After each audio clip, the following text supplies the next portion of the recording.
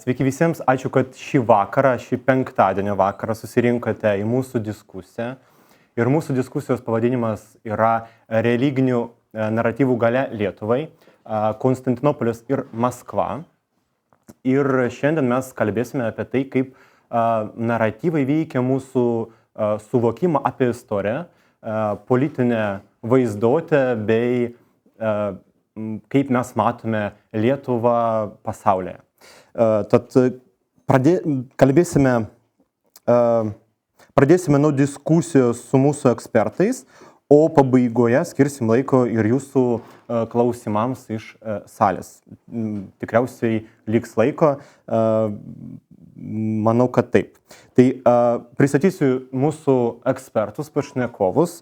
Tai mūsų pirmasis pašnekovas yra profesorius Alfredas Bumblauskas.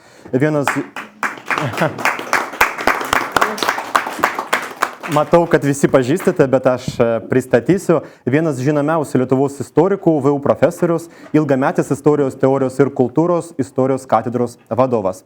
Kitas mūsų diskusijos dalyvis, daktaras Mantas Adomėnas. Filosofas, politikas ir rašytojas, buvęs Seimo narys ir užsienio reikalų viceministras, šiuo metu Demokratijų bendrijos generalinis sekretorius. Ar teisingai viską pasakiau? Puikiai. Trečiasis mūsų pašnekovas, kunigas daktaras Gintaras Jurgis Sungaila.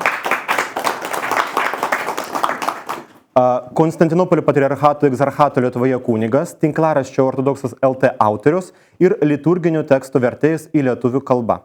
2022 metais jis kartu su kitais kunigais buvo pašalintas iš Maskvos patriarchato dėl nepritarimo karo retorikai ir vėliau priimtas į visuotinio patriarchato jurisdikciją. Ir aš, Deividas Zaicevas, esu LRT laidos Tikėjimas ir gyvenimas apie ortodoksus ir santykius Lietuvoje autorius bei VDU sociologijos katedros doktorantas. Tad pradėsim mūsų diskusiją. Ir pirmas klausimas profesoriui Bumblauskui.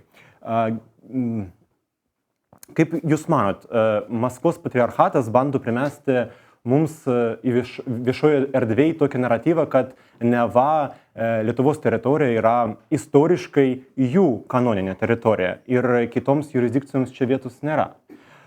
Tad paprašysim jūsų tokios retrospektyvos, jūsų pamastymų apie tai, kada Lietuvoje atsirado ortodoksai ir kokiams jurisdikcijoms jie priklausė. Teiginys toks neatrodytų vaikiškas, jeigu jau taip pasakymą. Ėmė ir pasakiau, kad čia Maskvos jurisdikcija. Mėlyje, jūs toks džentelmenas gautų lūptų iškart nuo pagonių, krūvos su Gediminu prieš akį, kuris visi žinom, kad yra Vilniaus įkūrėjas ir Gediminaičių dinastijos steigėjas, gautų lupt nuo pagonių, gautų lupt nuo Vytauto. Vytauto visi bijojo, nes jis jau beveik nepasiskelbęs imperatorius. Lietuvos didžioji kunigaikštija yra iš principo imperinius kriterijus atitinkantis valstybė ir galia, ir jis yra valdovas. Vytautas didysis, kuris, kai sužinojo, kad du kareiviai apiplėšė Vokiečių ordinę bažnyčią, čia aš apie katalikybę visų pirma kalba, tai du vaikinai sako, karkimės greičiau, Vytautas atjoja. Kas nesuprantat, net aiškiai pasakyta, su dviprasmybė tokia.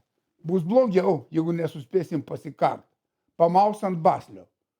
Tai, žodžiu, tie, kurie nori paklausyti, čia visai taip pašnekėti, tai aš sakau, Gedimino pagoniško ir Vytauto katalikiškos rūstybės neišvengt. Bet, iškart pasakau, Vytautas pirmasis krikštas turbūt yra ortodoksinis, didelė tikimybė. Mindaugo sūnaus, prieš tai dar pirmojo Lietuvos valdovo, sūnus Vaišelga ar Vaišvelkas yra stačiatikis. Netgi yra legenda, kad planavo ar svajojo vykti į Atosą.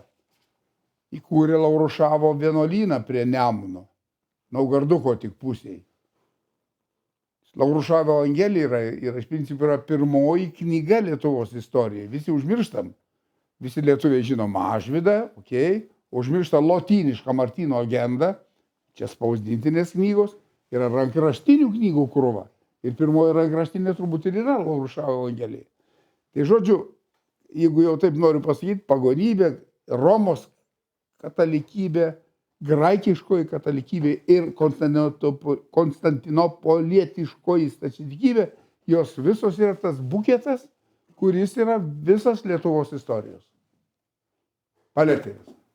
Aš taip atsakyčiau. Ačiū labai už atsakymą. Gerbiamas Mantai, ar galima teigti, kad Konstantinopolio patriarchato, egzarchato Lietuvoje įsteigimas Lietuvoje tai yra tam tikras istorinės tvarkos atkūrimas? Ir dar pridursiu, kad jūsų knygoje Monetar labirintas labai daug motyvų apie Konstantinopolio patriarchatą, patriarchą Bartolomėjų, tai jums asmeniškai yra ši tema labai arti. Na, dabar palėtėt tą knygą, tai aš neužsičiausiu apie ją, be abejo. Buvo toks kuriozas, kad iš tikrųjų siužetas reikalavo ir labai natūraliai įsipynė Ukrainos autokefalijos įkūrimas ir atsiskyrimas nuo Maskvos patriarchato.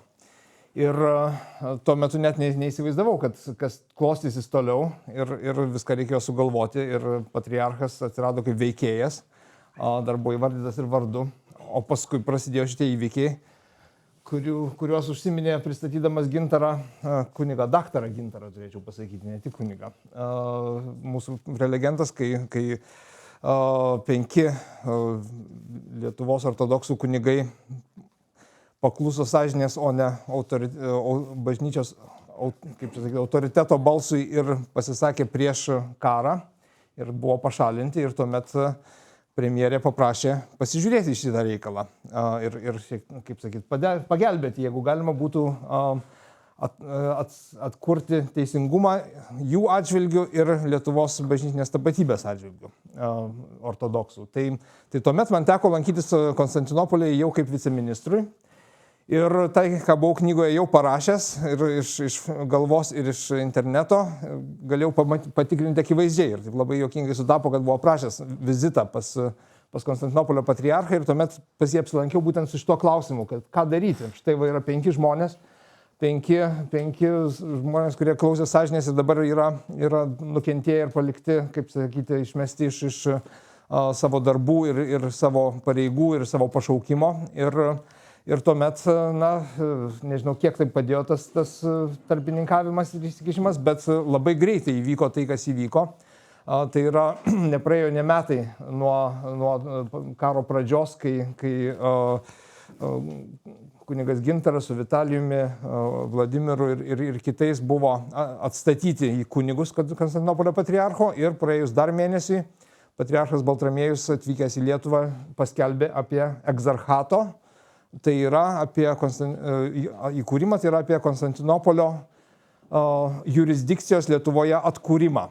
Ir tai įvyko būtent istorinis teisingumas ir ta prasme, kad tai, ko Lietuva kartu su kitom LDK žemėm neteko 17 amžiaus pabaigoje, kai labai tipiškai maskvietiškos diplomatijos pagrįstos kyšiais ir spaudimo ir šantažų dėka tuometinis patriarchas Kijevą ir kartu su juo visas LDK ortodoksų parapijas perdavė Maskvos patriarchato žiniai. 1686, jeigu teisingai pamenu. Ir tai labai džiaugiausi, kad galėjau prisidėti tą teisingumą atkurdamas ir dabar, kai žiūri atgal, tai galvoju, kad turbūt tai yra veiksmas, kuris ilgiausiai išliks istorijoje, ta prasme, iš viso, ką ten darėm, ta prasme, ir su karu Ukrainoje ir pagalba Ukrainai ir su visais kitais veiksmais. Tikrai tie metai buvo raktiniai užsienio politikos požiūrių daugeliu prasmių, bet tai yra veiksmas, kuris tikriausiai ilgiausiai išliks istorijoje. Ir tada visiškai baigdamas dar pasakysiu, kad vienas momentas, kurį būčiau norėjęs paminėti prisistatymė, yra, kad ne tik kad ten demokratijų bendrijos ir taip toliau, bet prieš 1,5 metų Rusija paskelbė savo didžiausių priešų Baltijos šalyse sąrašą. Ir ten 23 žmonės yra išvardyti vardais. Rusijos užsienio reikalų ministerija. Čia ne šiaip koks nors savanoriškas sąrašas, ne kaip ten dabar skelbia Račas ar kiti sąrašus, bet bet autoritetingas sąrašas ir tie 23 žmonės iš 3 Baltijos valstybių, 5 iš Lietuvos ir aš esu vienas iš tų 5, tai aš manau, kad būtent šis nuopelnas, kaip sakyti, mane į tą sąrašą įtraukė. Ačiū labai. Gerbiamas kunigė Gintarai, ar buvo Lietuvos istorijoje dar galimybių langų atidarytų, kada galima būtų įsteigti Konstantinopolio patriarchatą ir jūs 2014 metais, kodėl tai neįvyko, pavyzdžiui, 2014 metais, jūs, jeigu aš neklystu, nebuvote dar kunigu šiuo metu, bet gal jūs atsimenat iš vidaus ortodoksų lauką? Taip, tai iš esmės, kad bet kur įvyktų bažnytinės jurisdikcijos pokytis, čia suprantu, kad tiem, kas nėra įsigilinę ortodoksų pasaulį, tai čia iš viso šiek tiek kaip magija, tie visi žodžiai skamba ten autokefalijos jurisdikcijos ir taip toliau. Bet iš esmės, ar neturim suprasti, kad skirtingai negu Romos bažnyčia, kuri turi, aišku, vieną pasaulinį vadovą, vieną pasaulinę administraciją, ortodoksų bažnyčia, ji yra decentralizuota, turi tam tikrą koordinacinį centrą Konstantinopolyje, bet būtent tokį koordinacinį silpnesnį variantą centro, o šiaip kaip tik visa administracija, finansai, vyskupų skirimai taip toliau yra decentralizuoti. Tai nuo tokių apaštališkų laikų, kai buvo skirtingi centrai krikščionybės Antiochijoje, Jeruzalėje, kitose Salonikose, kitose miestuose. Ir kai reikėdavo kažkokius didžiulius klausimus spręsti, rinkdavosi vyskupai, metropolitai į susirinkimus ir spręsdavo bendrai tos klausimus, o šiaip tos bažnyčios gyveno pakankamai tokį atskirą gyvenimą ir savo vidaus klausimus savarankiškai sprendė. Ir štai ir dabartinė ortodoksų bažnyčia taip yra organizuota, kad yra galimybė turėti savo vietinį vadovą, savo vyskupus savo šalyje skirti ir tvarkytis įvairios klausimus savarankiškai. Ir su to susijusios pagrindinės tos įtampos ortodoksų bažnyčiai Ukrainoje, Estijoje, Moldovoje ir taip toliau ir taip toliau. Nes aišku, kita medalio pusė, kad tam tikros bažnytinės institucijos, konkrečiai šiuo atveju Maskvos patriarchatas, yra stipriai susijusios su valdžia ir atitinkamai vietiniai tikintieji, vietiniais valdžios nenori, kad būtų ta įtaka, tiek minkštosios galios įtaka, tiek kartais ir kietosios galios specialiųjų tarnybų įtaka ir dėl to ieško tų kelių, kaip turėti savo tą nepriklausomą nuo tos politinės valdžios bažnytinę administraciją. Kad ta bažnytinė administracija pasikeistų, tai yra iš esmės 3 sąlygos. Pirmiausiai, turi norėti patys tikintieji, turi būti pačių bendruomenių noras melstis kitoje jurisdikcijoje, kitoje administracijoje. Ir šiuo atveju irgi ten buvo 13 tautinių bendrijų atstovų, kurie rašė laišką į Konstantinopolį, kurie buvo ir su daktaru Mantu tada susitikę proceso pradžioje. Ir antra sąlyga, kad būtų dvasininkų, kurie būtų pasiruošę tą tikinčiųjų bendruomenę aptarnauti, kurie kartu galėtų melstis, teikti sakramentus, mokyti tikėjimo, ką turi daryti dvasininkai pagal savo pašaukimą. Ir trečia sąlyga, kad politinė valdžia neprieštarautų, kad politinė valdžia nekurtų kliūčių, kad nebūtų taip, kad bendruomenė atsirado ir iš karto konfliktas su vietinė politinė valdžia ir iš karto toks kaip ir persekiojimo situacija. Niekada tokių situacijų bažnyčia nekuria, dėl to svarbus sutarimas su vietinė politinė valdžia, kad ji mažų mažiausiai atvertų laisvą kelią ir netrukdytų kurtis tai bendruomeniai, o dar geriau, jeigu yra galimybė padėti tai bendruomeniai kurtis, vystytis, kad tokia galimybė būtų užtikrinta. Ir jeigu tai pažiūrėsime į įvairias tas Lietuvos istorijos įvairius puslapius, tai dažniausiai tų 3 sąlygų kaip tik ir nebūdavo. Pavyzdžiui, turbūt realiausia pirma galimybė atkurti Konstantinopolio patriarchato jurisdikciją Lietuvoje buvo tarpukariu, bet štai tada Vilnius buvo okupuotas ir Vilniuje buvo tuo metu Lenkijos bažnyčios teritorija ir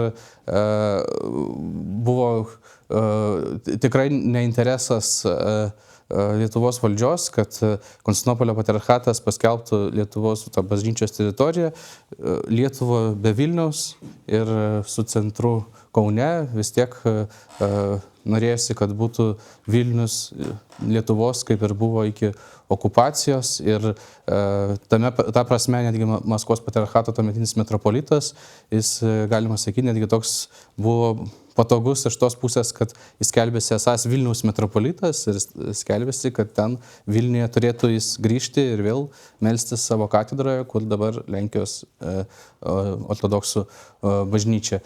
14 metais vėlgi čia aišku toks momentas, kad įtampos viduje mūsų bendruomenės ir turbūt kai kurių dvasininkų sąžinėse prasidėjo tikrai jau po 14 metų.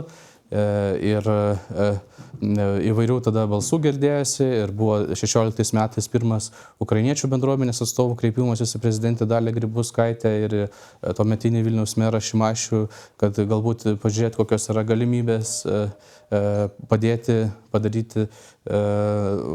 sudaryti galimybę melstis nepriklausantiems Maskvos patriarchato ukrainiečiams. Bet tokių galutinių sąlygų nebuvo. Mes, kunigai, turbūt visi mąstėm taip, kad tas scenarijus, kad čia bus Konstantinopolio patriarchatas, tai čia kažkas tai iš fantastinio filmo. Tai iš viso atrodė visiškai nerealu. Vienintelė reali bažnyčia ortodoksų, kuri Lietuvoje yra Maskvos patriarchato bažnyčia. Jeigu mes norim būti ortodoksais, tada einame į Maskvos patriarchato bažnyčią. O čia, kad kažkaip tai bus, kažkokia alternatyva, tai tikrai buvo visiškai neįmanoma net įsivaizduoti, kad tai gali būti toksai Konstantinopolio patriarcho vizitas čia Lietuvoje irgi buvo, nežinau, turbūt panašos tikimybės įvykis kaip marsiečių vizitas į Lietuvą. O 22 metais štai tos sąlygos tiek pablogėjo ir tiek visokių lūžių įvyko, galų gale mūsų pačius, vaizdingai kalbant, už durų pastatė ir tada jau viskas susiklojo taip, kad tos 3 sąlygos buvo palankios ir viskas įvyko. Sekantis klausimas, gal kažkas pasiims jį savo. Tad tai, kad dabar Lietuvoje veikia 2 paralelinės struktūros, Maskvos patriarchatas ir visuotinis patriarchatas ortodoksų, tai siunčia pasauliui žinią apie religijų įvairovę arba apie nacionalinio saugumo krizę. Ir dar prie to klausimas, ar galima ir kodėl Maskvos patriarchatą skaityti kaip nacionalinio saugumo iššūkį? Tai kas galės atsakyti? Arčiausiai politikos mantas yra. Aš kaip tik dabar, galvodamas apie šitą susitikimą, nemažai skaičiau šią temą ir viena iš tezių, iš tikrųjų, tai pažiūrėjau truputėlį giliau, kad nemažai studijų kalba apie religinių ir dažnai mistinių idėjų svarbą šiuolaikinėje Rusijos valstybinėje ideologijoje. Nuo Putino kalbų iki nacionalinio saugumo dokumentų. Kitaip tariant, religija yra ten įtraukta kaip esminis tapatybinis ir tokio ontologinio saugumo elementas. Religinė tapatybė, jos kuriamos socialinės sanglaudos struktūros ir idėjos ir naratyvai ir taip toliau ir taip toliau.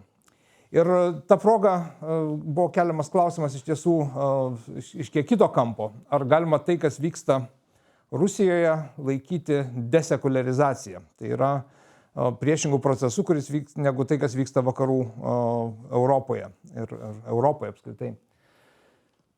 Ir kad tas individo teisių ir religinio autoriteto įtakos ir religinių struktūrų poveikio politinėms bei socialiniams struktūroms mažėjimas, kuris yra tarsi vienkryptis procesas Europoje, ar tai apgręžta Rusijoje. Ir labai įdomu yra tai, kad autoriai, kurie būtent iš šito klausimo pozicijos, ir kodėl tai yra svarbu. Aš trumpas toks, vėl, prieš daug metų, prieš kokį 15 metų ir po to tekdavo reguliariai susitikti kartą per metus, sakiau, katalikiškam formate su Viktoru Orbanu, kuris pats nėra katalikas, bet labai mėgdavo prisiplakti visur, kur pajusdavo įtaką galimą. Ir vienas iš dalykų, kuris jisai sakė, kad nuo ko reikia pradėti taip Europos sukrikščioninimą atgal, reikia atsikratyti apšvietos.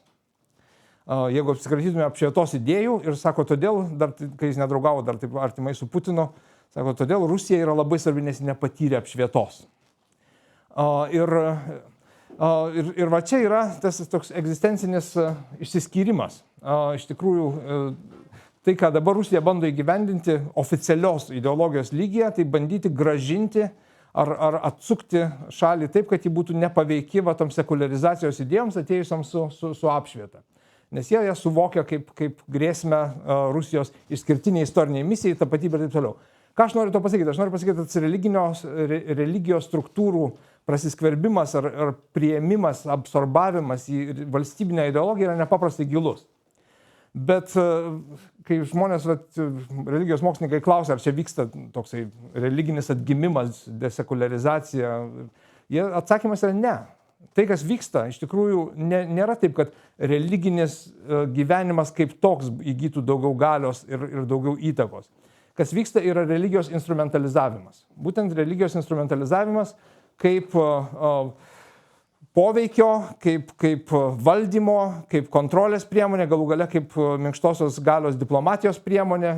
Ir kalbam apie dešimtis parapijų, kurios sukuriamos Maskvos ortodoksų bažnyčios, Maskvos patriarchato Rusijos ortodoksų bažnyčios Afrikoje, kur iš tikrųjų, taip sakant, nėra jokio pagrindo, bet tai yra galios skleidimo priemonė.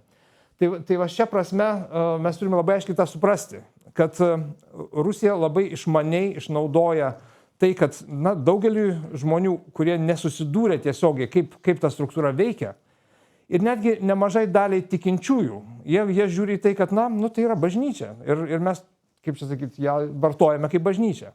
Bet kad iš tikrųjų, kaip sakyti, ir jos aukščiausios struktūros, pradedant patriarchų ir institucijomis, kad jos yra naudojamos grinai kaip Rusijos saugumo ar šiuo atveju Rusijos agresijos ir poveikio instrumentai, tai tą yra gan sunku išaiškinti. Ir čia yra genialusis, taip sakant, Putino ėjimas suvirškinti bažnyčią kaip bažnyčią, paversti ją valstybės įrankiu. Ir taip, ta prasme, aš atsiprašau už ilgą atsakymą, buvo galima labai paprastai atsakyti, taip yra grėsmė. Bet aš norėjau paaiškinti, kodėl ir kodėl ta dviprasmybė ir kodėl nėra paprasta paaiškinti. Pavyzdžiui, Amerikos respublikonas pabandyk paaiškinti, kad Rusijos ortodoksų bažnyčia nėra force for the good. Kad tai nėra, taip sakant, vien tik religinė struktūra, kad ten religinis elementas kaip toks ir tas autentiškas, aš esu už religijos laisvę. Ir aš manau, kad tai yra nepaprastai svarbus dalykas ir kad demokratija negali egzistuoti be sąžinės ir religijos laisvės. Bet kad jiems paaiškinti, kad tai nėra pagrįstas sąžinės laisvė, kad tos tikėjimo struktūros, kaip Jehovos liudytojai, pavyzdžiui, kurie atsisako paklusti valstybės planų vykdymui ir įgyvendinimui per juos, jie tampa iš karto persekiojami ir atsiduria kalėjimuose. Ir aš pats išrašinėjau vizas humanitarnės Jehovos liudytojams, kurie bėgo iš Rusijos ir kuriuos mes bandėm išgauti visokiais būdais, taip sakant, išvežti iš tenai. Tai čia nieko bendro su religijos laisvė tai neturi, bet kartais tose tradicionalistinėse pakraipose, tokios kaip Amerikos dabartiniai Trumpo respublikonai, tai išaiškinti yra nepaprastai sunku. Kaip ir kokiai nors Afrikoje, kur atvažiuoja krikščionių kunigai, bet ką jie daro, jie, taip sakant, skleidžia ne tiek evangeliją, kiek Putino geliją, ar kaip tai reikėtų pasakyti. Galima pridėti? Aš norėjau pridėti dar iš kitos pusės, ar ne, kad viena vertus valstybė nori instrumentalizuoti religiją, bet kita vertus tai nėra vienakryptis procesas, nes jeigu mes paskaitysime patriarcho Kirilo raštus, dar iki tol, kol jis tapo patriarcho, metropolito Kirilo, paklausysime jo pamokslus, taip toliau, jis labai sąmoningai formulavo savo užduotį sukurti alternatyvą komunistiniai ideologijai, kurios nebeliko Rusijoje. Jisai labai aiškiai sako, štai buvo Sovietų sąjunga, buvo komunistinė ideologija, kurioje ne viskas buvo taip blogai. Jis sako, vaikai dorybių mokėsi, buvo pilna gerų dalykų, žinoma, buvo ir blogų dalykų, kad ten šaudė kunigus, taip toliau, bet buvo ir gerų dalykų, vaikai dorybių mokėsi.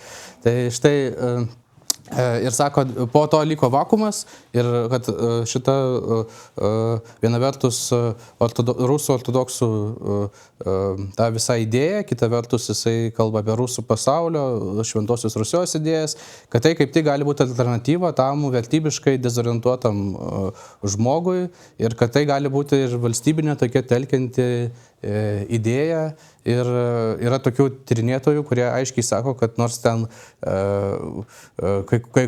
pirmieji paminėjimai rusų pasaulio buvo su prezidento administracija susijusiuose ratuose, bet iš esmės tą visą idėją taip ant kojų pastatė ir prezidentui galutinai prakišo būtent metropolitas, o paskui patriarchas Kirilas, kurio tai buvo vienas tokių intelektualinių pagrindinių vaikų. Tai štai tai toks dvikryptis procesas ir bažnyčia norėjo užimti tos sovietinės ideologijos vietą visuomenėje ir būti telkiančia visuomenė tokia jėga.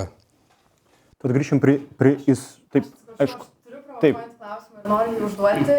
Man tai jūs sakot, kad iš principo Rusija savo imperialistinę politiką vykdo per bažnyčią. Ar galima sakyti, kad tai vyksta ir Lietuvoje? Ir jeigu taip, kaip čia taip yra, kad Lietuva vis dar finansuoja Maskvos patriarchatą?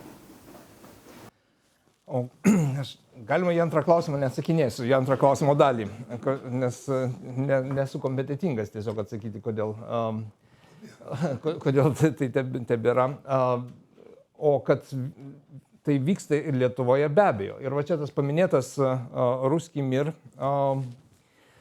idealas, ar kaip pasakyti, idėja, ideologija yra pagrindinis įrankis ir pagrindinis naratyvas, kuris kalba apie tai, kad vėlgi, ir tai būtent religinės to šaknys yra labai aiškios. Ir religinės, ir tokios mesianistinės, susijusios vėlgi su Trečiosios Romos ideologija, kad rusiškasis pasaulis yra toks viršnacionalinis darinys, kuris yra civilizacinė alternatyva vakarams, kuris yra vertybiškai pranašesnis, nes moralesnis ir kuriam negalioja jokie politiniai padalinimai. Jo paskirtis yra amžina, kaip sakyti, nukreipta labiau, taip sakant, į amžinybę, kuris kartu sutampa su Rusijos likimu. Ir Rusijos misija yra ta suburti visus tuos išblaškytus rusų pasaulio atstovus po vienos valstybės globa, jeigu reikia, tai ir jėga, kaip sakyti. Neduok die, taip sakant, Ukraina apsispręstų tapti ES ar NATO dalimi, tai taps nebepasiekimi, tuomet reikia įsiveržti ir jėga juos burti. Tai čia viskas labai yra aišku ir kaip pasakyti, apie Trečiąją Romą mažiau kalba, bet vėlgi šaknys labai nedviprasmiškai veda į tą ideologiją, kuri nuo pat 15 amžiaus pabaigos įkvėpė tą išskirtinumo, Rusijos išskirtinumo, iš pradžių Maskvos, paskui tai tapo tik Rusija, jausmą, kad tai yra misija, kuri yra savotiškai laikų pabaigos misija, kad tai yra paskutinė karalystė. Buvo pirmoji Roma ten žlugo, antroji taip pat, ar pirmoji ten pavirto katalikais, tai kaip sakyt, pražuvo metafiziškai, antroji turkai užėmė, o tavo ciesoriau Ivanai III yra trečioji Roma ir ketvirtosios nebebus. Viskas. Taip, laikų pabaigos karalija. Jos misija yra eschatologinė savotiškai. Ir ta teologinė kalba, jinai ir Putino raštuose ir kalbėjimuose, jinai nuolat prasišviečia. Tai čia yra toksai sutapimas būtent tos religinės ideologijos ir valstybingumo, kuris grindžia ir animuoja tą imperializmą. Taip, jis veikia taip pat ir Lietuvoje. Tad pratęsiu šį klausimą ir paklausiu dar apie nekilnojamą turtą, kurį turi labai daug Maskvos patriarchatas Vilniuje, Lietuvoje. Tad ar gali juridiškai pretenduoti naujas egzarchatas į šį turtą ir kokia yra egzarchato pozicija šiam klausimui? Čia man klausimas? Taip. Nu, žinoma, kad aš nei teisininkas, nei panašiai, tai kaip jau buvau pasakęs, kunigų užduotis yra labai aiški. Kunigai pagal savo tarnystę, pagal savo pašaukimą turi teikti sakramentus, mokyti žmonės pamaldumo, mokyti tikėjimo ir taip toliau. Tai kunigo tas funkcijas, kova dėl nekilnojamo turto nepatenka ir dėl to tai toksai mums, kaip sakyti, klausimas antrailis, išorinis. O aš norėjau dar pridėti prie to klausimo, kaip kalbėta buvo apie tą įtaką. Tai patriarchas Kirilas savo kalbose yra labai aiškiai suformulavęs, yra Rusų tautos kongresas, tokia institucija, organizacija, ir jis labai aiškiai suformulavė savo supratimą, kas jungia Rusų pasaulį. 3 elementai, kurie jungia Rusų pasaulį. Tai yra ortodoksų tikėjimas, rusų kultūra ir kalba. Ir 3 dalykas - bendra istorinė atmintis ir tam tikri kertiniai istoriniai įvykiai. Ten 2 pasaulinis karas, Kulikovo mūšis, Aleksandro Neviškio, ten tam tikri įvykiai. Ir kaip visą tai atsispindi Lietuvoje vietinėje situacijoje, tai labai lengva pamatyti, pažiūrėjus ir įvairias Maskvos patriarchato vietinės vyskupijos publikacijas, tiesiog žurnalus, laikraščius, įvykius, knygas, pavyzdžiui, Andrėjaus Fomino su oficialiai vyskupijos palaiminimu grifu išleistos knygos apie Lietuvos ortodoksų istoriją. Ir kaip ten formuluojama ta istorinė tapatybė, kokie įvykiai suprantami kaip kertiniai ir taip toliau, ir taip toliau. Ir ten pakankamai atvirai formuluojama, kad vietinė stačiatikybė tai yra rusiškosios stačiatikybės atšakėlė ir kad krikščionybė čia pirmiausia atėjo iš rusų, kad LDK buvo rusiška valstybė, kad ten ukrainiečiai, Fomino, pavyzdžiui, knygose įvardymi kaip mažarusiai, dalis tos rusiškosios, žodžiu, erdvės. Ir taip sakant, dabar, aišku, irgi po 22 metų, aišku, kad nieks atvirai tokių dalykų nepublikuoja, nieks atvirai tokių dalykų neleidžia ir visą tai yra strateguojama, kaip daryti, bet vis tiek, kas žino tą pagrindinę programinę kryptį, strateginę kryptį patriarcho Kirilo įvardytą, tai jau atskiruose apraiškose labai lengva pamatyti tą kryptį, kaip ta istorinė tapatybė formuojama ir panašiai. O kita vertus, galiu irgi paantrinti, kad iš tikrųjų, kai būna žmonės, kurie visiškai nesusipažinę su tema, tai labai sunku paaiškinti, o kaip tagi sklaida rusiškojo pasaulio vyksta, nes tai tenka aiškinti įvairius kontekstinius dalykus, kurių yra nemažai ir daug. Na, o paskutinis toks dalykas, atsiprašau, kunigai mėgsta pamokslauti, aš irgi čia visi jaučiu kalbėti.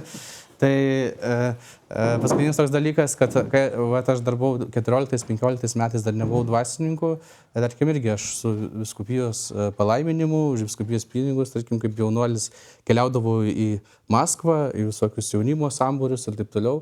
Ir matosi tada labai konkrečiai ta įtaka, tu sėdi ten Maskvoje, tau visokie kunigai Tkačiovai ir taip toliau pasakoja apie piktus ukrainiečius ir tai, kad reikia Rusijai būti kartu. Ir netgi tada buvo jaunimo mūsų susitikimai su Vladimiro Putino prezidento administracijos darbuotojais. Ten buvo tokie načinėje valky ir ten jų tas lyderis, kaip tik, kuris prezidento administracijoje dirbo, jisai irgi su mumis atėjo, bendravo ir taip toliau. Tai ta prasme, ta tokia įtaka, ji labai netgi konkretizuojasi, labai konkrečiai. Tai pradėsiu tą kalbą, temą apie istorinį naratyvą apie ortodoksus Lietuvoje ir klausimas profesoriui Bumblauskui, kaip kito naratyvas apie ortodoksus Lietuvoje, pavyzdžiui, carinės Rusijos metu, sovietmečio, sovietų okupacijos metu ir nepriklausomybės metu. Kaip Lietuvoje žmonės supranta ortodoksus, ar jie gali atskirti Maskvos patriarchatus, visuotinis patriarchatus? Solidus jūsų klausimas, aišku. Čia man reikia atsakyti už visą Lietuvos švietimo sistemą ir jos švietimo istoriją. Visai buvo. Aišku, visų pirma, reikia turėti galvoj, kad buvo toks daiktas ne tik sovietinė okupacija. Šitą mes žinojom. Ir daugmaž per 30, čia su viršom jau metų, jau įtvirtinom šitą. Jo nebėra kažkokių tokių minčių, kad 400 metais įvyko ne okupacija. Bet dažnai užmirštama, kad juk visas 19 amžius. Visi gražiai paišo tą istoriją su kokiais Basanavičiais, su Adomu Mickevičium, su sukilimas, o bendrai, prieš ką sukilo tie sukilėliai? Taigi prieš Rusiją. Rusijos imperijos okupacija yra.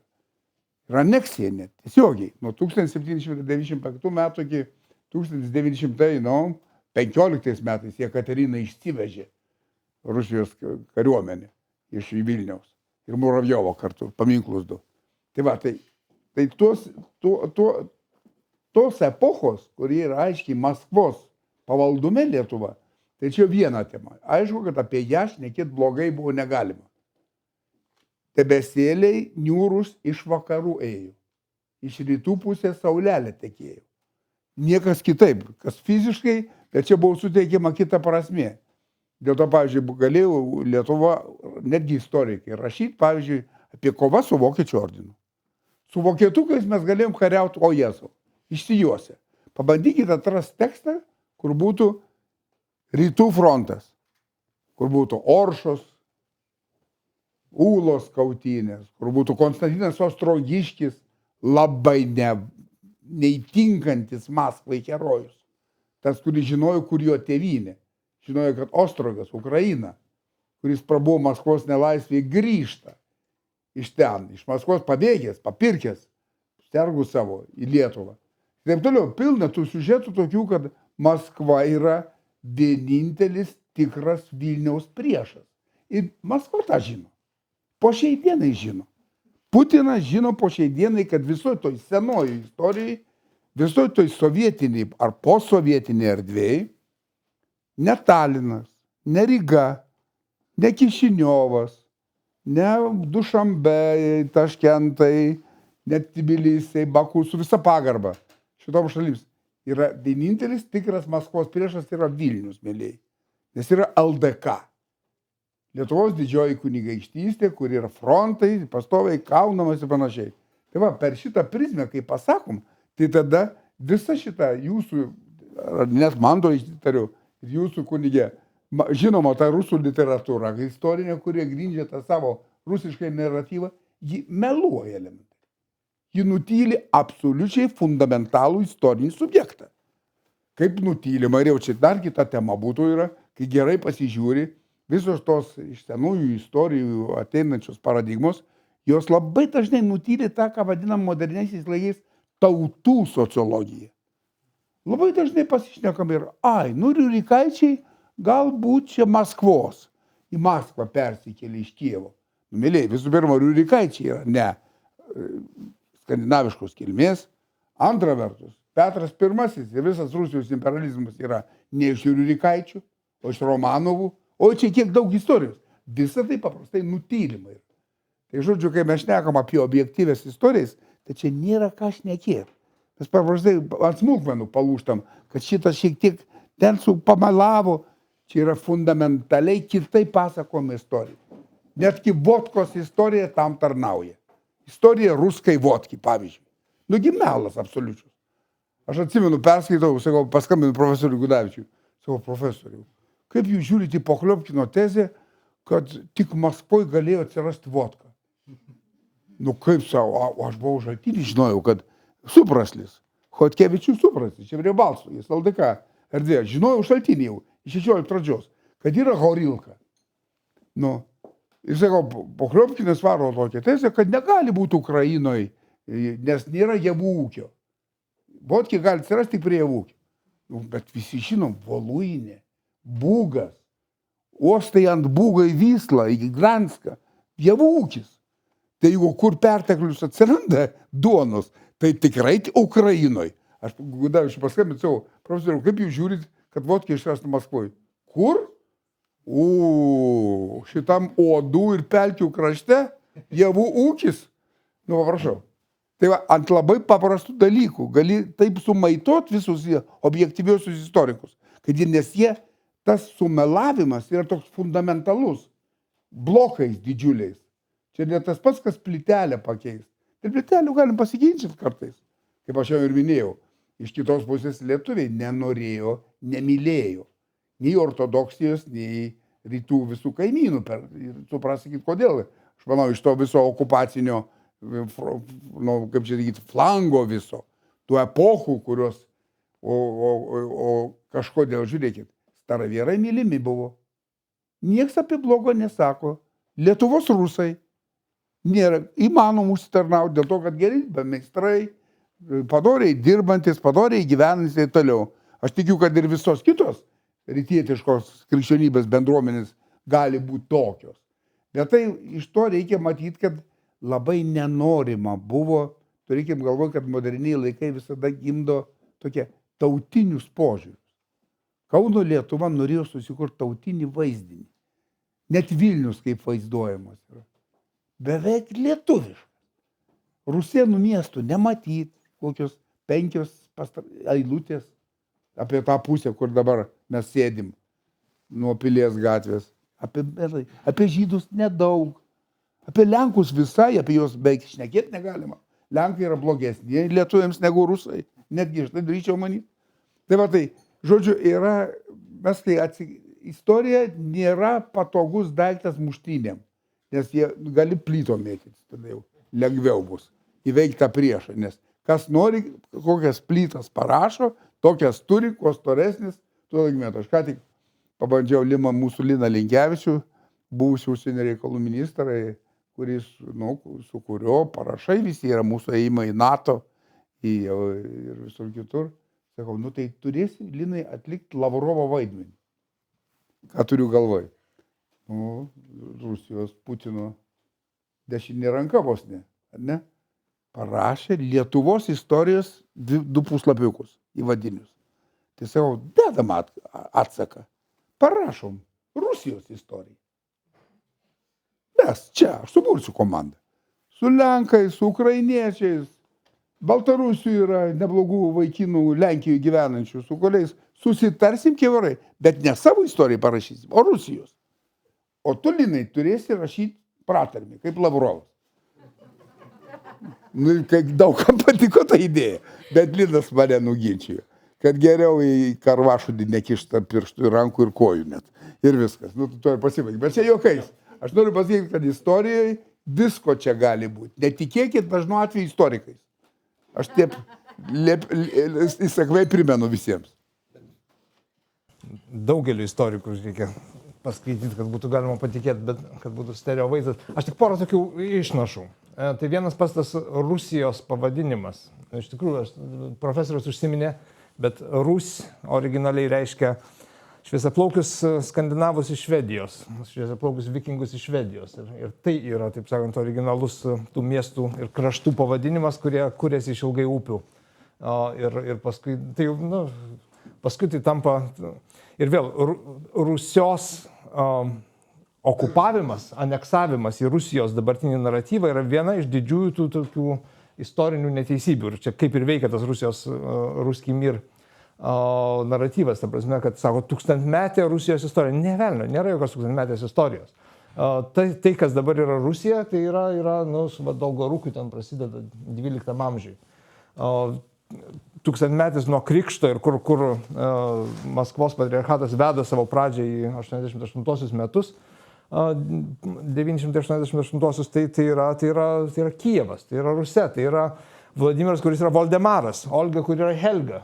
Skandinavų vikingų kunigaikščiai valdė, taip, slavakalbės žemės, bet jie yra Rusija, kuri paskui tampa pagrindu Ukrainai. Ir iš Ukrainos to būdu atimama tiesiog ir istorija.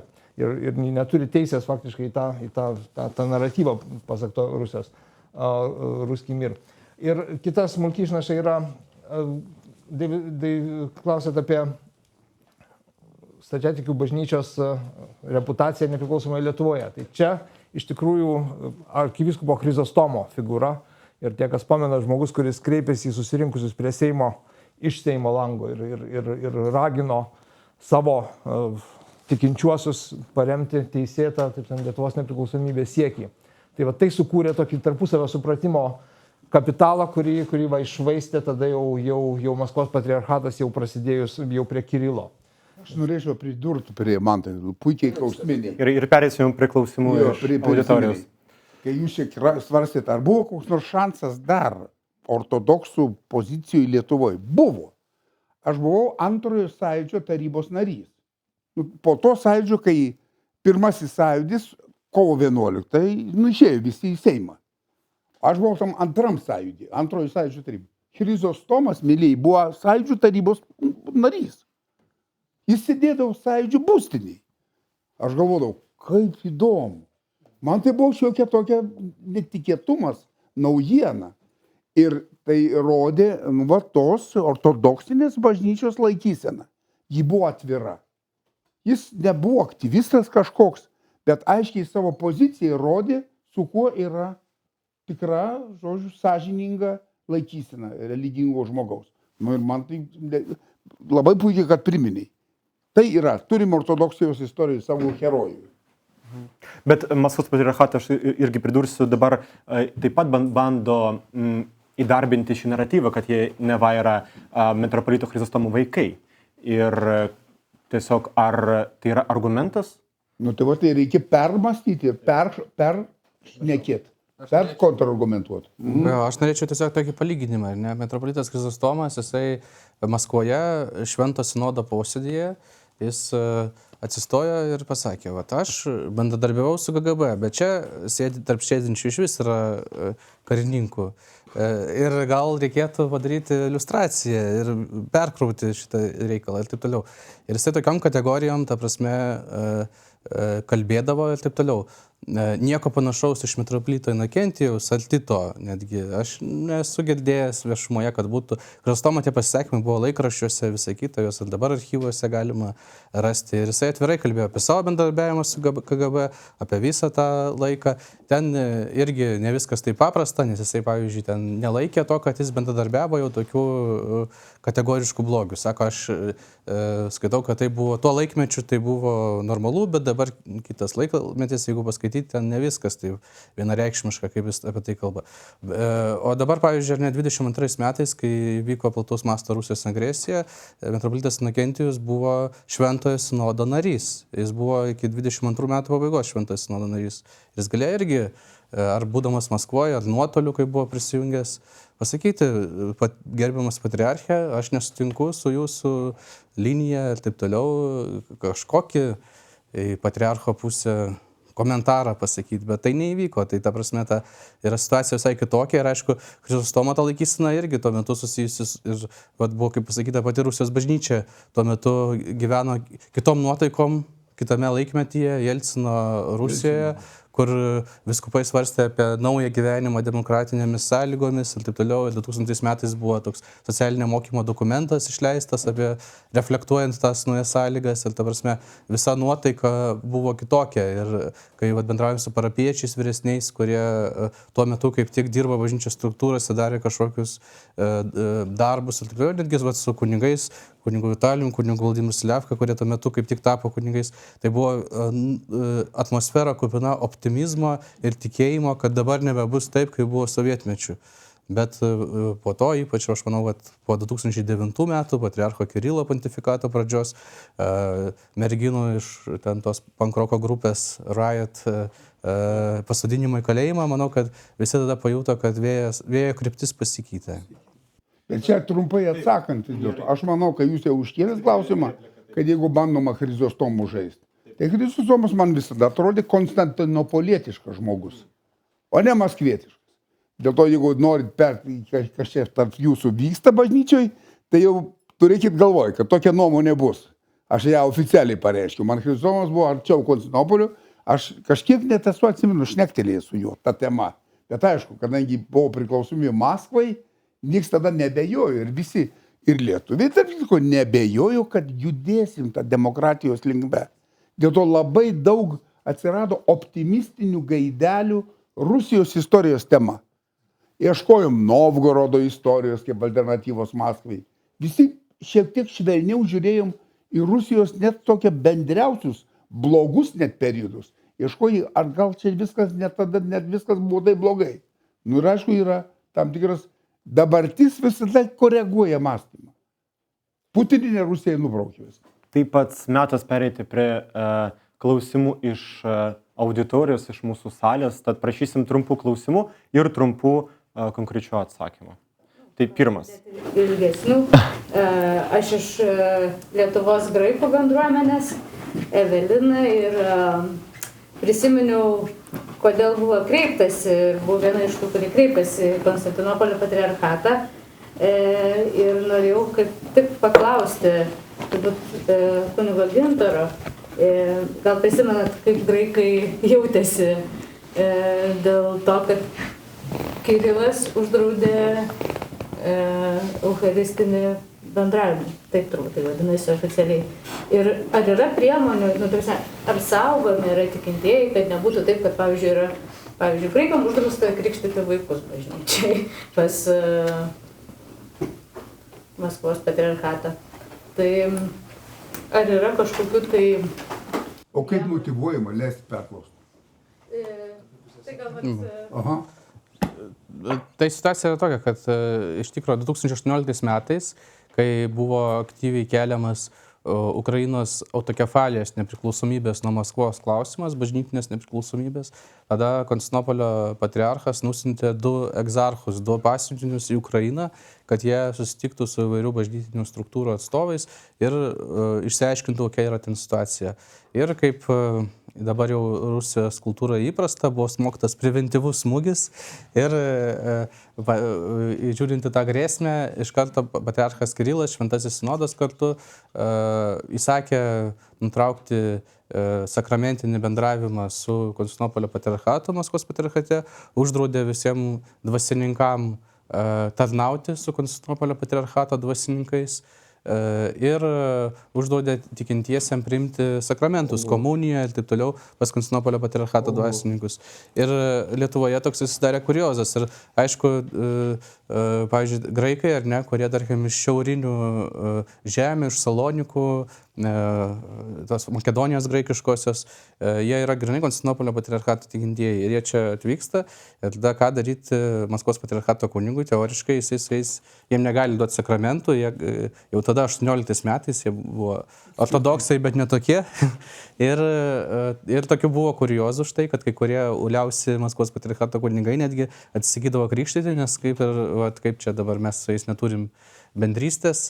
Tai va, aišku, kiti kunigai yra, kaip sakyt, vietos lygmenyje, kiti nusispjaudavo į tos potvarkius ir teikdavo ir taip toliau, bet tas lūžis jau toks buvo įvykęs. Ir aišku, viena iš tada nuoskaudų ir skambėjo, kad dabar pasirodo, kad faktiškai dėl tautybės graikai iš Konstantinopolio patriarchato, jie čia Lietuvoje atvykę, būdavo kažkokie netokie ortodoksai, bet kažkokie netokie.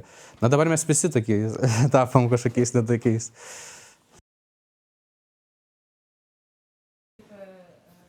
Tai čia vienintelė apsauga tai ir yra, kad būtų bažnyčia, kuri gali tuo pasirūpinti. Ir beje, čia buvo antrasis svarbus argumentas, kai mes važiavom į Konstantinopolį, atsiprašau, į Stambulą, įsijungė klasiko vaizduotę, į Stambulą ir kalbėjom pateikėm patriarchui visą tą ir bendruomenių laiškus, ir kunigų išmestų bylą. Tai kodėl valstybės valdžia staiga taip yra susirūpina bažnytiniais reikalais. Tai klausimas yra, kur čia yra kompetencija, sakykime, taip, Lietuvos vyriausybės.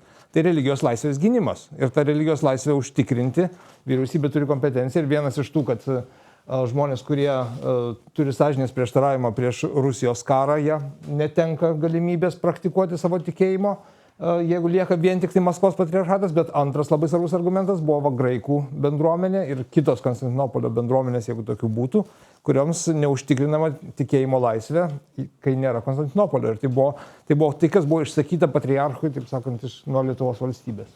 O, bet man vis laik atrodė, Kretoje, kai tu matai stačiatikių graikų vienuolius, jie man nešiojosi laptopus. Pasižiūri Kirilo gvardiją, tai pas jų po sutanom Kalašnikovai. Man vis laik taip atrodė. Ten tokie švelnučiai, tie vienuoliai graikų. Tikrai žmonės panašus, Sekantis klausimas. Ačiū labai už diskusiją. Milda Ališauskienė iš Vytauto didžiojo universiteto. Aš noriu paklausti tokį klausimą.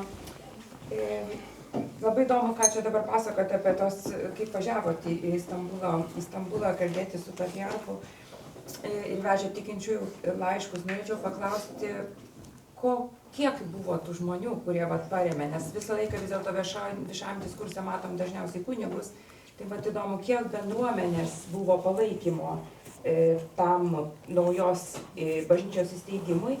Ir kitas mano klausimas buvo, kur aš pasigėdau, nes jūs sustojot man tai, kalbėdamas apie imperializmo veiklą čia Lietuvoje.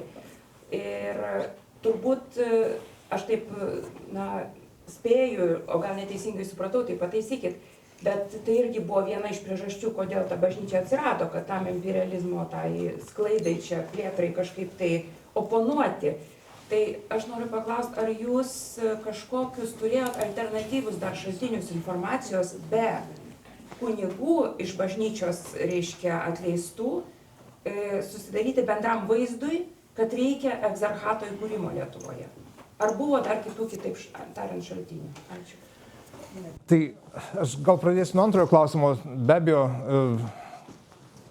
tai, ką per Maskvos patriarchatą Kremlius vykdo ar Lietuvoje, ar ne Lietuvoje, tai tam yra ir analitinių daug ir studijų, bet ir tuo metu disponavom ir tam tikrai žvalgybiniais duomenimis ir panašiais dalykais. Tai tas vaizdas, jisai visą laiką priimant sprendimus tokio masto, jisai sudaromas gan kompleksiškai, peržiūrint ir viskas, kas yra iš atvirų šaltinių prieinama ir savo ruoštų, ką galėjome tuo metu su slaptumo grifu matyti apie vykstančius procesus. Tai be abejo, kad tas grėsmės pojūtis tai buvo svarbus, bet jis yra, kaip pasakyti, valstybė nekuria bažnyčių. Bažnyčias kuria tikintieji. Tai kitaip tariant, šiuo atveju tikrai Lietuvos valstybės interesas palaikyti tą buvo, bet jis pats savaime nėra pakankama priežastis, sakykime, ten, kurti bažnytinės struktūras. Čia mes nemastom kaip Kremlius, kuris kuria bažnytinės struktūros tam, kad plėstų savo imperinę galią. Bet šiuo atveju, taip sakant, tiesiog be abejo tas interesas jisai buvo, bet jisai buvo tik tai, kaip mūsų pačių viduje, tai jokių būdų ne tai, kas motyvuoja veiksmus. Pagrindinis veiksmas čia buvo religijos laisvės užtikrinimas, kur yra valstybės kompetencija. O dabar dėl palaikymo, kiek iš pačios jūsų tikinčiųjų bendruomenėse, čia gal kunigas Gintaras arba Vitalijus gali geriau atsakyti. Aš atsimenu, kad buvo tautinių bendrijų laiškų, tai buvo graikų labai aktyvi bendruomenė, baltarusiai, ukrainiečiai, taip. Kartvelai irgi buvo. Tai buvo bent kelių tautinių bendrijų laiškai ir 13, taip. Iš viso 13, dabar visų neišvardysime, kurios buvo, bet čia pagrindinės buvo paminėtos. Aš galiu trumpai dar pakomentuoti, kodėl tai viešumoje taip nebuvo akcentuojama ir taip toliau. Nes aišku, tai buvo toks sprendimas, kad iš esmės kunigai tie priimtų į save smūgį. Dėl to, kad mes, netgi, tarkim, ten yra tas Stačiatikių Lietuva, toks laikraštis Maskvos patriarchato, ir ten, tarkim, buvo visas laikraščio atvartas skirtas, kaip aš meluoju apie šitą visą situaciją. Ir tarsi mano viena asmenybė, ir ką tai reiškia, kad mano buvę parapijiečiai, mano artimi žmonės, taip toliau eina į bažnyčią, ima tą laikraštį, atverčia ir ten laikraščio atvartas visas apie tai, koks aš blogas žmogus. Paskui prieš Velykas dar kunigas Vitalijus Mockus tarnavo ir kunigas Vladimiras Selevko. Ir ant bažnyčių durų buvo prieš Velykas pakabinti ten tokie laiškai metropolito apie tai, kokie mes ten blogi skaldytai. Ir kas įdomu, kad tie skaldytai dar ėjo, tarnavo, minėjo patriarchą Kirilą per pamaldas kaip savo ten didį poną ir tėvą. Ir jie vis tiek atskalūnai, blogiečiai ir taip toliau. Ir kai kurie, ta prasme, kunigų, aš gal vardų nesakysiu tiesiog, kad dėl asmeninių ir priežasčių nepaklausiu ar galiu pasakoti, bet kai kurie tiesiog patyrė tam tikrą ir astrokizaciją iš savo rusų giminaičių, kad štai tu išdavėjai tu savo tėvynę istorinę, Rusiją, mūsų tautą išdavėjai. Ir, ta prasme, buvo problemos netgi ten artimųjų laidotuvėse dalyvauti ir taip toliau. Ir kai mes tik pradėjom savo pamaldas, ateidavo iš Maskvos patriarchato žmonės prie durų pasižiūrėti, kas eina į pamaldas. Buvo tokios situacijos, kai fotografuodavo, kas eina komunijos, siųsdavo nuotraukas jų giminaičiam, ten tetom, dėdėm. Ir tada skambindavo tie giminaičiai ir sakydavo, į kokią tu ten sektą dabar įtrauktas ten ir taip toliau. Buvo atveju, kai darbovietėje mūsų rusai tikintieji dirbdavo pas kitus Prūsus darbovietėje ir prasidėdavo darbovietės spaudimas. Ir dabar čia, kaip sakyt, kalbu apie tos vietinius, ar ne, yra dar atskira tema migrantai, bet apie tos vietinius. Ta prasme, tai buvo daromas tikrai toks ir kai kurie dabar nedrįsta savo, taip sakant, veidų rodyti, kad pas mūsų pamaldas eina, nes viduje bendruomenės didelis spaudimas buvo daromas. Ir šią prasme buvo toks padarytas pasirinkimas, tegul vat tie būna atpirkimo ožiai, va bibliškai labai Senajam testamente atpirkimo ožiai, kurios paaukos tam, kad kiti galėtų ramiai gyventi ir pasirašę dokumentus. Mano vardas Simonas, turiu klausimą, nežinau, kas tai pasakyti. Kokią Jūs matot Lietuvoje situaciją su, pavadinčiau, religiniu raštingumu? Ką turiu meni, kad, čia gal toks, ką aš matau ir tiek ir politikoje plačiau, tiek ir visuomenėje, ir natūralu gal vakarai esam tokie sekuliarizuotis, kad, ta religija tai čia yra pasakos kvailų žmonių atsilikusių ar ne dalykai, bet iš tikrųjų, ir šitas pokalbis labai realiai parodo, kaip yra svarbu suvokti religiją, suprasti, kas tai yra. Ir dėl dviejų dalykų. Pirma, tai, kad, saugumo visi klausimai, jau nekalbant apie, tarkim, radikalų islamizmą, ar ne, ir islamų įvairias atminas, arba apie, kaip buvo šitie suverenai, Sirijaus tie visi dalykai, kur tu, neįsigilindamas, nesuvokdamas, tu nesuprasi tos grėsmės, kas tai yra. Ir kita vertus, tas nesuvokimas turbūt kenkia ir pačioms religinėms bendruomenėms, nes, kaip žmogus išgirsta, ar ne, nelabai besidomintis ir suklaidintas, kad štai čia vieni, čia ortodoksai ar katalikai ar bet kas daro blogus dalykus, tai aiškiai, čia visi yra blogi tokie anti-evangelizacija, sakykime, ar ne? Tai kokią Jūs tą situaciją matytumėte ir gal kokių išeičių turėtumėte? Ačiū. Kad Lietuvos situacija yra ypač sudėtinga, tai liudija netgi popiežiaus Pranciškaus pasisakymas prie prezidentūros pamaldų metu, kai jisai paminėjo tarp visų religinių bendruomenių gyvenančių Lietuvoje senuosius katalikus. Ir turėjo omeny santykius, aišku, bet pasakė senieji katalikai. Tai visi labai, taip sakant, kas suprato itališkai, labai džiaugiasi, nes per daug visko, istorija per daug sudėtinga, kad viską apriepti tiesiog. Tai to raštingumo iš tikrųjų trūksta ir paaiškinti, net katalikai savo valdysenos principų ne visada suvokia. Net vyskupai kartais nelabai supranta, kur baigėsi religijos ribos, o kur prasideda galios siekimas, kai palaimina kokią antisemitinę partiją ar ten vardu pamini. Tai ko norėti, kaip sakyt, iš paprastų tikinčiųjų. Tai be abejo, aš manau, kad yra nepaprastai svarbu, kad mes apie tai diskutuojame ir kad tos perspektyvos eina. Nes man buvo irgi didžiulė atradimo kelionė, nors kaip pasakyti, kodėl manęs premjerė prašė taip šitą užsiimti, nes turbūt visą vyriausybė labiausiai domėjausi, sakykime, bažnyčios reikalais.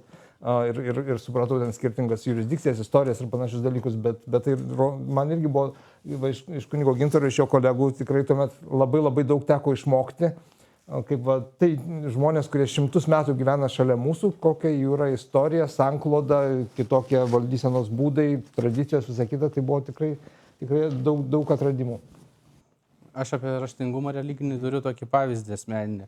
Tai taip susiklostė gyvenimas, kad mano vyresnysis brolis krikštytas ortodoksų bažnyčioje, aš šiaip krikštytas vaikystėje unitų bažnyčioje. Paskui jau, kai sąmoningai pradėjau praktikuoti tikėjimą, tada atėjau ortodoksų bažnyčią. O mes mokyklą abu baigėm Panevėžy. Ir Panevėžy, aišku, ten absoliučiai visi, dauguma žmonių yra katalikai, lietuviai. Ir mes eidavom į katalikų tikybos pamokas. Reikia taisyti, ne katalikai, o Romos katalikai, nes yra ir graikai katalikai. Aš visus lietuvius dabar mokinu, kad, sakau, lietuviai išpuikė, sako katalikai. Romos katalikai, mėlyje, nes yra ir kiti. Tai va, ir aš tuo metu, mano šeima nebuvo labai religinga, mes ten su broliu nelabai iš vis supratom, irgi religinis raštingumas mūsų nulinis buvo. Aš kaip tik buvau vaikystėje krikštytas graikų katalikų bažnyčioje, ar ne? Ir ten priėmęs sutvirtinimą, priėmęs pirmą komuniją, nes vaikystėje visą tai duoda kaip ir ortodoksų bažnyčiai. O mano brolis buvo ortodoksų bažnyčiai pakrikštytas ir irgi vaikystėje viską priėmęs. Ir žodžiu, ir kai ėjome į katalikų tikybą, tada mūsų močiutė ortodoksija sakė, sakykite, broliui sakė, sakyk, kad tu ne katalikas ir kad tavęs nevestų nei komunijos, nei sutvirtinimo, nes tu priėmęs. Ir mano brolis ten eidavo į katalikų tikybos pamokas ir kai prasidėjo rašymasis ten pirmai komunijai, sutvirtinimais, jis sako, aš ne katalikas, aš neįsiu. Ir tada mokytoja, baigtų čia juokauti, vėl įsidirbinėjai, visi eisim pirmos komunijos, visi eisim sutvirtinimo. O jisai, ne, man močiutė sakė, kad aš jau buvau ir man nereikia. Ir, žodžiu, mokytoja buvo iki paskutinių įstikinus, kad jisai katalikas, lietuvis, tik tai jis čia įsidirbinėja, bet kai tėvai neparašė ten to raštelio sutikimo, tai vis dėlto jo nenuvedė. O mano atvejis buvo, kadangi aš buvau krikštytas graikų apeigų katalikų bažnyčiai, mano tiesiog mama nesusiorientavo tada, kad tai nėra ortodoksų bažnyčia.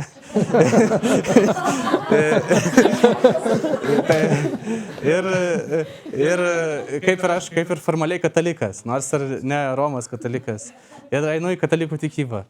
Ir, žodžiu, tai ten jau raštelius pasirašė, tai mane antrą kartą nuvedė pirmos komunijos ir būtų antrą kartą nuvedė ir sutvirtinimo, bet tada jau paauglystė prasidėjo ir aš jau ten pradėjau maištauti, tai vienu žodžiu.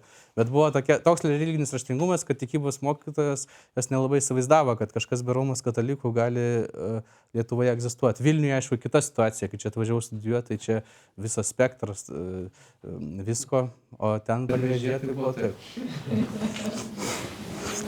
Aš turiu dar du tokius labai aštrius klausimus. Jeigu Grifas leis, Mantai, ar sulaukėt kokio nors politinio spaudimo iš rytų, kai kurdinėjot čia Konstantinopolį?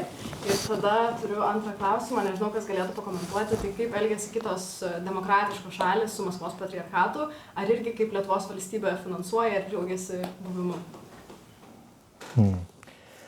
Na, kadangi visa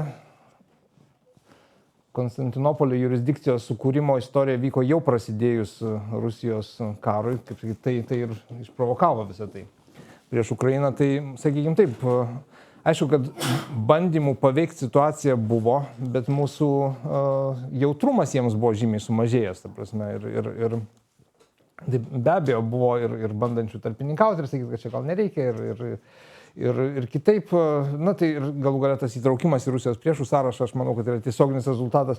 Nu, dar vienas momentas, kurį aš nepaminėjau, tai aš buvau patriarchą Kirilą 2 kartus įtraukęs į Europos sankcijų sąrašą. Bet Orbanas išmetė abu 2 kartus. Agis žakė. Va, tai žodžiu, bet buvo už labai objektyvus dalykus, ta prasme, už ukrainiečių vaikų grobimą, už karo propagandą ir visą kitą. Tai, prasme, tai nebuvo tik tai, kad man nepatinka Kirilas ir dabar aš čia jį trauksiu. Tai buvo viskas dokumentuota. Tiesiog Lietuva buvo viena iš aktyviausių sankcijų sąrašų kūrėjų. Ir taip mes 2 kartus buvom jį pateikę ir paskui Orbanas abu 2 kartus išbraukė. Tai spaudimas buvo. O dabar dėl kitų modelių, tai turbūt labai individualios yra valstybių, kaip pasakyti, situacijos ir teisinė bazė, kuria reguliuojamas religijų finansavimas, todėl čia palyginti yra labai sudėtinga. Nes tu visų pirma, mes kai diskutavom mūsų laidoje, aš į jūsų klausimą atsakau, aš irgi galvoju, kad man aš prispausiu to jau pat. Nu, kodėl mes finansuojam? Kodėl mes, visų pirma, man tai nerūpi daug kas 19-20 amžiaus istorija, kai Rusijos imperija buvo. Aš esu LDK istorikas, man rūpi, kas yra ortodoksų iš tų laikų. Ir aš tai jaučiuosi, kad čia aš esu kompetitingas ir čia taip pat mano kažkiek. Ne visai, bet ta prasme tiek, kiek galėčiau. Ir aš galvoju, jį prispausiu, o jis nepasidavė, žinokit, kaip. Mes esam teisinė valstybė. Šitie kokybė būtų 686 metai, šitas perėjimas Kijevo į Maskvos orbitą yra, peilis. Ir aš nežinau, kaip toliau mes mastom, ką su tuo reikia daryti. Va čia ir yra tiek, kiek Lietuva yra teisinė valstybė, turėtume šito neatsisakyti iš principo, tiek mums reikės toliau judėti. Mąstymuose visose.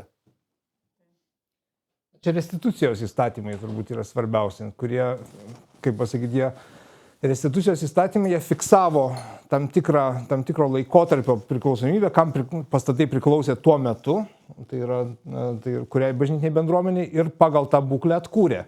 Ir tai yra savotiška tokia lig tol buvusių istorinių kompleksiškumų, tokia užmiršimas, amnestija. Ir mes tarsi atsisakėm spręsti tuos istorinius klausimus, bet man atrodo, kad šiandien kunigas Gintaras labai gražiai pasakė, ta prasme, bažnyčios interesas nėra kovoti dėl nekilnojamo turto, ta prasme, ir jos tikslas ir misija.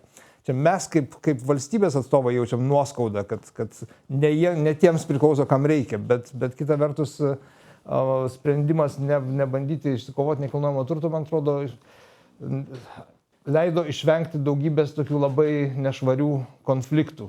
Ir nors man kaip LDK įpėdinių irgi ir 5 kartos Vilniečiai irgi skauda, kad pastatai, kurie statyti Konstantinopolio patriarchate, dabar jie yra po Maskvos patriarchato kryžiais. Aš kol kas savo, bent jau kaip istorikas, žinau, kad man neatsakyta į klausimus dar teologiškai net ir bažnytiškai. Grigorijus Potašenka pas mus yra sentikių tyrinėtojas. Aš sakau, Grigorijau, kodėl tu neskelbi, neskalambini, kad Maskva neturi išpažinties paslapties? Labą dieną, mėly tikintieji. Aš žinau visus studentus, kai mokinu. 7 katalikų, Romos šiuo atveju dažniau. Ką Liuteris padarė? Paliko 2. Ką paliko Kalvinas? Man tas sakramentų klausimas yra nebūtinai kaip tikinčiam, ne kaip teologui, bet šiaip istorinis klausimas yra. Ir aš sužinau, kad apskritai išpažinties paslapties nėra nuo Petro I laikų, nuo sinodo sprendimų. Jeigu imperatoriui ir valstybė imperijai gresia pavojus, šventikas turi pranešti. Mėlyjei, Putinas sukūrė tą, ką Petras I buvo pradėjęs. Tai jeigu šitaip, tai gali Maskva kiek tik nori putot ant graikų ar ant dar ką nors. Jie yra kitokie. Net nežinau, ar jie yra krikščionys, mėlyjei. Nes jie jau pasirinko Putinas Ivaną Iljinagį, kuriam yra išganimo religijoje yra ne koks dangaus klausimas, ar anapusinio pasaulio, kad būtų nirvanos tipas, ar koks nors. Ne, Rasija. Tai va čia mums yra apie ką mąstyti. Ir čia paliečia kiekvieną žmogų. Šitas teologinis subtilus klausimas. Su kuo bendrauji? Kas tas kambarėlį yra? Čia yra valdovo ausis? Ar tu vis dėlto sieki bendrauti su metafiziniu kažkokiu tai dievybė per tarpininką ar ne per tarpininką? Čia kiekvieną mus liečia. Kadangi jau Alfredas užsiminė apie ar tai yra krikščionybė ar ne, tai Konstantinopolio patriarchatas turi labai aiškiai suformuluotą teologinę poziciją. Ir būtent Maskvos tas religijos pajungimas valstybės tikslams ir, sakykime taip, etninių ir politinių preferencijų inkorporavimas į bažnyčios ideologiją, sakykime taip, jis yra pasmerktas kaip etnofiletizmas, ar ne? Būtent ta prasme, kaip toks savoka? Etnofiletizmas, jeigu aš teisingai darau. Etnofilet, reikia išmokti. Taip, preferencija tam tikram etnosui, kas yra visiškai nekrikščioniška. Ar politinė ideologija, ar etnosui, tai būtų, taip sakant, visiškai prasilengiantis su evangelinėmis vertybėmis. Tai va būtent, kad Konstantinopolio patriarchas, jis turi tą jautrumą ir jaučia dalykus, kurie vyksta, kurių visiškai nejautė buvęs Romos patriarchas. Ir vienu metu, kai ten mes daug bendraudavom su Konstantinopoliu, aš grasindavausi, kad jeigu Pranciškus dar ką nors pasakys apie karą, aš tikrai pereisiu, taip sakant. Ar turim dar laiko? Aišku, teologinėme lygmenyje, tai vienareikšmiškai, aišku, Konstantinopolio patriarchatas sako, ar ne, kad tas pagrindas pats bažnyčios ir taip toliau, Maskvos patriarchate pagrindas, aišku, yra. Ten yra galiojantis sakramentai, ten yra kunigystės, ta prasme, kunigystė, ar ne, viskas apaštališka bendrystė, taip toliau, iš tokios grinai, kai katalikų teologijoje, kai viduramžiai sakydavo, ten galiojimas, teisėtumas ir taip toliau, tai aišku, kad ten viskas yra galiojantis sakramentai ir taip toliau, bet aišku, yra problema, kad ta krikščionių bendruomenė yra rimtai serganti, aišku, ir yra klausimas, kiek irgi, jau kalbam jau taip, sociologiškai, sakykime, kiek Rusijoje realiai žmonių tiki tuo, ką bažnyčia oficialiai, sakykime, skelbia, nes pasižiūrėjusi ten, netgi ten skyrybų, abortų, alkoholizmo statistika, ten prasilenkia tai, ko reikalauja bažnyčia, kokio gyvenimo būdo ir kaip gyvena žmonės, jau nekalbant apie patį Vladimirą Putiną, kuris patriarcho Kirilo vadinamas gerų krikščionių, bet išsiskyręs, neaišku, kiek ten tų vaikų ir draugių ir taip toliau, bet toks yra, kaip sakydavo viduramžiais, dvojaverija, dvigubas toks tikėjimas. Bet šiaip ta liga aiškiai, kaip jūs ir sakėte, ta liga aiškiai įvardyjama nuo 19 amžiaus, kai atsirado daugybė nacionalinių valstybių, tuomet buvo suformuoluotas ir atsakas, kad nereikia painioti bažnyčios, kuris savo prigimtimi yra visuotinė ir apima visas tautas, ir vienos nacijos, vieno etnoso interesų, kas ir kaip tik ir vyksta Rusijoje, tai vadinama etnofiletizmu, kai būtent bažnyčios visa ta teologija, pati bažnyčia pajungiama tiesiog vienam nacionaliniam siauriam interesui ir tokiu būdu tiesiog iškreipia visą bažnyčios gyvenimą. Erezija kaip tik yra tai, kas užkerta kelią į išganymą, ir štai tas etnofiletizmas gali taip iš tiesų supainioti žmogų, kad jisai galvos vien dėl to, kad iš tiesų, aš netgi esu susitikęs gyvenime tokių žmonių, pavyzdžiui, sako, aš esu ortodoksas, bet nekrikštytas. Gal galėtumėt kunigė mane pakrikštyti? Kodėl tu ortodoksas? Dėl to, kad aš rusas, mano tėvai rusai. Ir čia yra toks tipinis jau to etnofiletizmo praktinis pavyzdys, kai žmogus galvoja, kad etninė tapatybė yra aukščiau negu religinė esmė. Aš kaip visą, kad turiu, žinokit, klausimą. Aš galvoju, kad labai nesąžininga nepasidalinti tokių dalykų, kas esame bendravę su jo šventenybė patriarchu Baltramiejum.